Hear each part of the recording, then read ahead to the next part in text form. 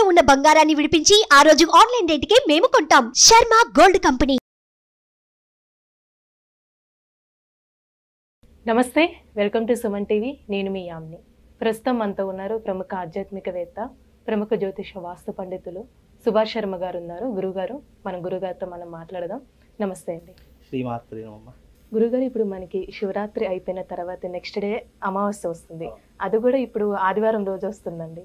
అంటే ఇప్పుడు ఆదివారం అమావాస్య వస్తే ఇంకా దిష్టి తీయడం అని, ఇంకా తాంత్రికంగా పూజలు అలా నిర్వహిస్తారని వింటూ ఉంటాము. నా చిన్నప్పటి నుంచి వింటున్నా. ఇప్పుడు ఆదివారానికి ఈ అమావాస్యకి అసలు ఏంటండి లింక్? చాలా అద్భుతమైనటువంటి ప్రశ్న అమ్మ.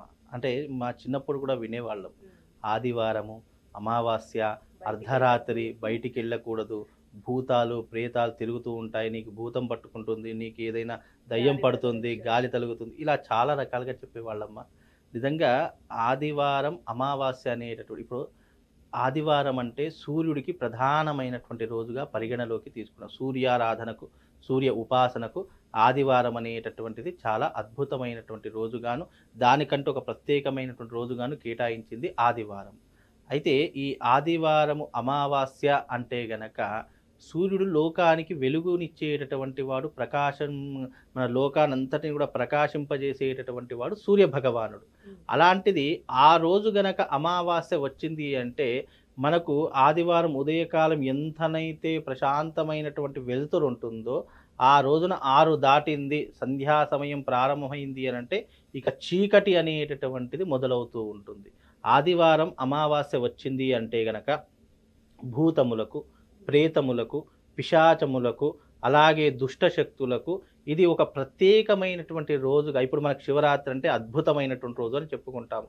అలాగే దుష్టశక్తులకు కూడా ఇలాంటి ఆదివారం అమావాస్య అనేటటువంటిది కూడా ఒక రోజుగా చెప్పుకోవచ్చు. ఎందుకంటే దయ్యం పట్టినటువంటి వాళ్ళు కానీ, అంటే దయ్యం పట్టడము అంటే అబ్నార్మల్గా బిహేవ్ చేయడం అని చెప్పుకోవచ్చు. సైన్స్ భాషలో చెప్పుకోవాలంటే, అంటే ఒక ఆరోగ్యంగా ఉన్నటువంటి వ్యక్తి ఒక పిచ్చి పట్టిన వాడిలా ప్రవర్తించడము, సడన్గా ఏదో అయిపోవడము, సడన్గా ఆలోచన చేసుకోవడము, లేదా చీకటి గుహలో వెళ్ళి కూర్చోవడము, లేదా అన్ని డోర్లు మూసుకొని అన్ని లైట్లు బంద్ చేసుకొని చీకట్లో కూర్చోవడము, మూలగడము, అంటే ఊరికే మూలగడము, ఏదో ఒకటి మాట్లాడడము, ఇలా తనలో తానే మాట్లాడుకోవడము, ఏడుస్తూ ఉండడము, ఇవన్నీ కూడా ఏమవుతాయంటే దుష్ట శక్తులు ఆవహించడానికి, ఒక వ్యక్తికి గాలి తలిగింది అని తెలుసుకోవడానికి, ఇవన్నీ కూడా అంటే శక్తిని ప్రభావితం చేసుకుని, అంటే దుష్ట శక్తులు ప్రభావితం చేసుకోవడానికి, శక్తిని పెంచుకోవడానికి ఈ ఆదివారం అమావాస్య అనేటటువంటిది ఏర్పడుతుంది. ఈ ఏర్పడినటువంటి కాలంలో దుష్టశక్తుల యొక్క శక్తి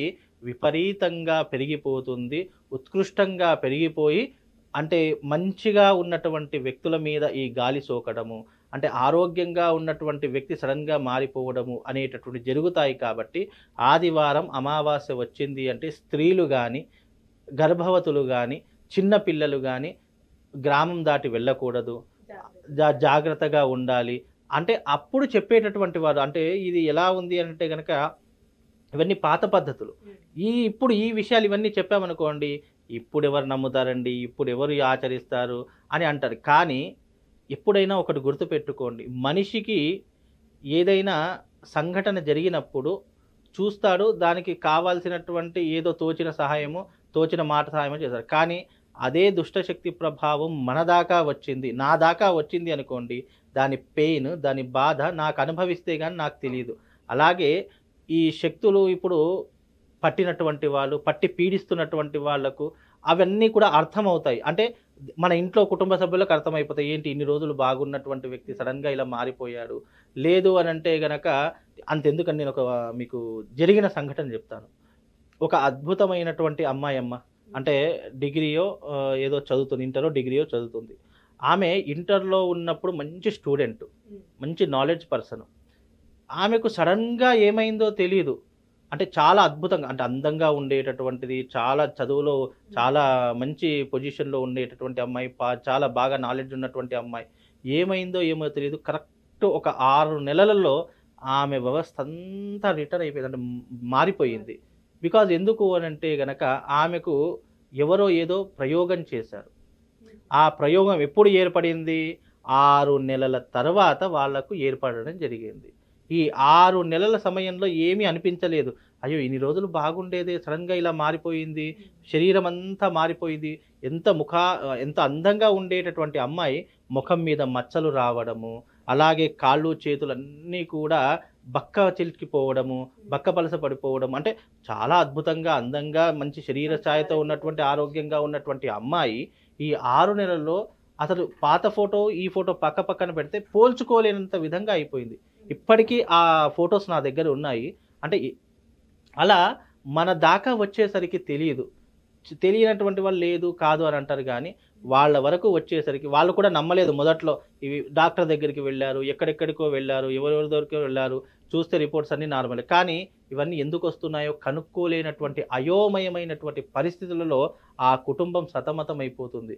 అప్పుడు తెలిసింది, అరే ప్రకృతిలో ఇలాంటివి కూడా ఉంటాయా, ఇలాంటివి కూడా సంభవిస్తాయా అనేటటువంటిది అప్పుడు అర్థమైంది. అప్పుడు అందుకే ఆదివారం అమావాస్య వచ్చిందంటే చాలా జాగ్రత్తగా ఉండాలి. ముఖ్యంగా గర్భిణీ స్త్రీలు కానీ, స్త్రీలు కానీ, అలాగే చిన్న పిల్లలు కానివ్వండి, ఇలాంటి వాళ్ళు చాలా జాగ్రత్తగా ఉండాలి. సాయంకాలం సంధ్యా సమయం ఏంటంటే ఇంట్లోంచి బయటకు వెళ్లకుండా ఉండాలి. అంటే ఇప్పుడున్నటువంటి ఈ జనరేషన్లో పనులు ఉంటాయి, అన్నీ ఉంటాయి, ఎవరెవరు పనులు ఏదేదో చేసుకుంటున్నారు. కానీ వీలైనంత వరకు ఇప్పటికీ పల్లెటూళ్ళలో ఇలాంటి ఆచారం పాటిస్తూ ఉంటారు. అమావాస్య ఆదివారం వచ్చింది అని అంటే చాలు, వాళ్ళు 7 దాటిందంటే డోర్లు పెట్టుకుంటారు, ఇంట్లో నుంచి బయటకు వెళ్ళరు, ఇంట్లోనే ఉంటారు. అలాంటి సందర్భాలు కూడా ఇప్పటికీ కొన్ని పల్లెటూళ్ళలో అలాంటి సాంప్రదాయం ఆచారం పాటిస్తూ ఉంటారు. అందుకే అమావాస్య ఆదివారం వచ్చింది అంటే ఇవన్నీ కూడా దుష్ట శక్తులు అధికంగా చేసుకోవడానికి ఇవన్నీ కూడా ప్రధానంగా ఉండేటటువంటి అంశాలు. అలాగే ఆదివారం అమావాస్య వచ్చిందనుకోండి, ఇప్పుడు ఎవరినైనా ఇష్టపడుతున్నాము, లేదా ఎవరినైనా మనం కష్టపెట్టాలి, లేదా ఎవరినైనా బాధ పెట్టాలి అని అనుకున్నప్పుడు క్షుద్ర ప్రయోగానికి ఇది చాలా అరుదైనటువంటి అంశము. చాలా అంటే ఎందుకంటే ఇంకో విషయం, ఆదివారం కూడా మనకు 4 గ్రహాలు కూడా ఏకకాలంలో ఒకే రాశిలోకి ప్రవేశించేటటువంటి రోజుగా కూడా చెప్పడం జరిగింది. అంటే అందులో ప్రధానంగా చెప్పుకోవాలి అంటే పితృకారకుడైనటువంటి సూర్యుడు, జాతకంలో పితృకారకుడు సూర్యుడు అని చెప్తాం. అలాగే తండ్రి కారకుడు కూడా సూర్యుడే అని చెప్పుకుంటాము. అలాగే మాతృభావము కలిగినటువంటి చంద్రుడు, అలాగే కర్మకారకుడైనటువంటి శని, అలాగే అదృష్ట కారకుడు, కుటుంబ వ్యవహారాదులకు, భార్యాభర్తల వ్యవహారాలకు కారకుడైనటువంటి శుక్రుడు. ఈ 4 గ్రహాలు కూడా ఒకే కక్షలో, ఒకే గ్రహంలో, అంటే ఒకే రాశిలో ఉండేటటువంటి అద్భుతమైనటువంటి యోగంగా కూడా చెప్పడం జరిగింది. అమావాస్య రోజు ముఖ్యంగా జాగ్రత్తగా ఉండవలసినటువంటి రాశులు కూడా చెప్తాను. శుక్రుడు వృషభ రాశికి, అలాగే తులారాశికి అధిపతి కనుక వృషభ రాశి, తులారాశి వారు చాలా జాగ్రత్తగా ఉండాలి. అలాగే కర్మకారకుడైనటువంటి శని, మకర కుంభరాశి వాళ్ళు కాస్త జాగ్రత్తగా, ఎప్పుడు అమావాస్య రోజు చెప్తున్నాను, మకర కుంభరాశి వాళ్ళు కాస్త జాగ్రత్తగా ఉండాలి. సింహరాశి వారు, ఎందుకంటే రవికి కారకుడైనటువంటి వాడు సింహరాశి కాబట్టి సింహరాశి వారు, కర్కాటక రాశి వారు, ఈ రాశుల వారు చాలా జాగ్రత్తగా ఉండాలి అమావాస్య రోజు. ఎందుకంటే ఈ 4 గ్రహాలు కూడా ఏకకాలంలో కుంభరాశిలో సంచరిస్తున్నాయి కనుక ఈ 4 రాశుల వారు అమావాస్య రోజు వీలైనంత వరకు చాలా జాగ్రత్తగా ఉండే ప్రయత్నం చేయాలి. లేదు అనంటే కనుక గాలో, దుమ్మో, ధూళో సోకే అవకాశం ఏర్పడుతుంది. కనుక అలాంటి జోలికి వెళ్లకుండా ఈ యొక్క అమావాస్య అనేటటువంటిది చాలా అద్భుతమైనటువంటిది. పాప పరిహారాలు చేసుకోవడానికి ఈ అమావాస్య ఉపయోగించుకోవచ్చు. అలాగే ఈ అమావాస్య పితృకర్మలకు, అలాగే ఉదయకాలం అయితే గనక దేవతా కర్మలకు, మధ్యాహ్న సమయకాలం అయితే పితృకర్మలకు, సాయంకాల సమయం అయితే గనక దేవతా కర్మలకు ఉపయోగపడేటటువంటి అద్భుతమైనటువంటి అమావాస్య. ఈ అమావాస్య ఇలా పెద్దలు ఈ ఒక కథను అనేటటువంటి ఏర్పాటు చేశారు కాబట్టి అందులో చెప్పాను తప్ప ఇప్పుడు అంత భయపడాల్సినటువంటి వ్యవహారం అయితే ఏమీ ఉండదు.